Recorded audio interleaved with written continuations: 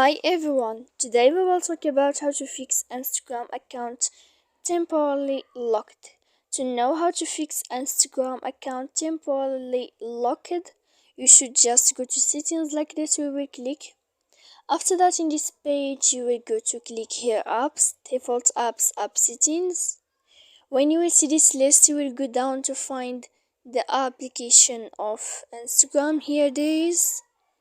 And when you will see this page, you will click force stop. When you will end this, you will enter to storage. And after that, in this page, you will click clear cache, and then you will click clear data. And after all that, you can turn off your Wi-Fi so that you can know how to fix Instagram account temporarily locked. So please don't forget to support us by like and subscribe. See you next time in another video, and thank you for watching.